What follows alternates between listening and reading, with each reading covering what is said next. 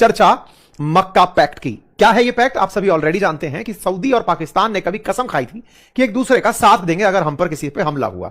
हालांकि आपने इसे बहुत पहले भी फेल होते देख लिया था, जब ईरान ने सऊदी के ऊपर गोले गिराए, पाकिस्तान बचाने नहीं पहुंचा, या अफगानिस्तान ने पाकिस्तान के ऊपर गोले गिराए तो सऊदी बचाने नहीं पहुंचा। पर कोई बात नहीं, पाकिस्तान हाल ही में नया दलाली केंद्र खोला है और खोलते खोलते ये अर्दगन तक पहुंच गए। अर्दगन को भी साथ ले आए क्योंकि उन्हें इन दिनों खलीफा बनने की चढ़ी है।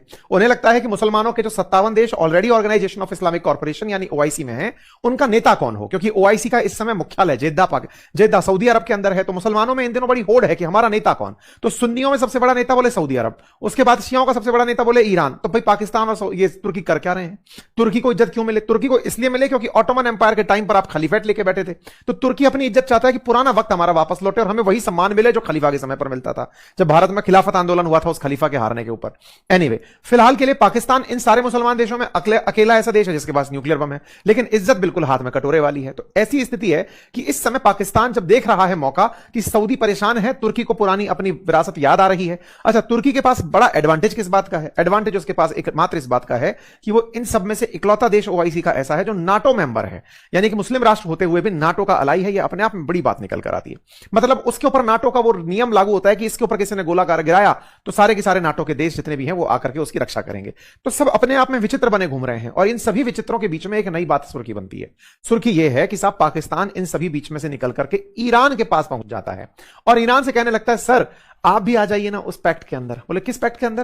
बोले वो जो हम लोगों ने मक्का पैक्ट चालू किया है ना, उसके अंदर आ जाइए। बोले जिसमें होगा क्या? बोले उसमें होगा ये कि आप पर गोला गिरा तो आपको बचाने के लिए हम साथ आएंगे। दत्त तेरी की, जिनको लड़ना है आपस में, जिनकी लड़ाई के बीच में यह समझौता निकल कर आ रहा है कि भैया सऊदी पर गोला गिरा तो ईरान वालों का ही गिरेगा, ईरान पर गोला गिरा तो सऊदी वालों का गिरेगा, पाकिस्तान दलाली करते पहुंचे। सर आप भी आ जाइए ना उसमें। क्या ही कहें आप, बताइए इसको।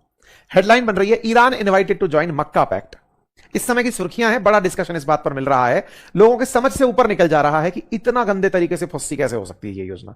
इसका डिटेल एनालिसिस आज के सेशन में करेंगे। हद तो तब हो जाती है, चलो इन सब के पास कुछ ना कुछ तो है। हेडलाइन जब ये बन जाती है कि बांग्लादेश भी कह रहा है कि सर हमें भी मक्का पैक्ट में डाल ही लो, इन्हें लग रहा है कि मक्का मदीना के नाम पर थोड़ा इन्हें इज्जत मिलने लगेगी। खैर, इन सब का इस विश्लेषण आज के इस सेशन में होगा, एक एक करके इस बात का एनालिसिस करेंगे। और सबसे बड़ा एनालिसिस इस बात का कि जो भारत के अंदर यह भाव बनता चला जा रहा था कि अब पाकिस्तान एक बड़ी रीजनल पावर बनकर आ रहा है, बस वही वाली बात है कि भले मैप कुत्ते जैसा दिखे लेकिन पूंछ भी उसकी टेढ़ी ही है। वही दलाली और वही वापस ले जाकर अपनी स्थिति को खड़ा कर रहा है। भारत इन सबसे निपटने की क्या तैयारी कर रहा है वो भी आज के सत्र में बताया जाएगा। इसके इंप्लीकेशंस क्या होंगे सब बताए जाएंगे। लेकिन उससे पहले आपको याद दिला दें, हम 30 दिन की यात्रा पर हैं और इस यात्रा में हमने कल यानी रविवार के दिन सुबह आपके लिए एक लगभग 3 घंटे का एक संवाद जो है वो मिथिलेश नंदिनी शरण महाराज जी के साथ अपने यूट्यूब चैनल पर डाला था, अंकित इंस्पायर इंडिया पर। अगर आपने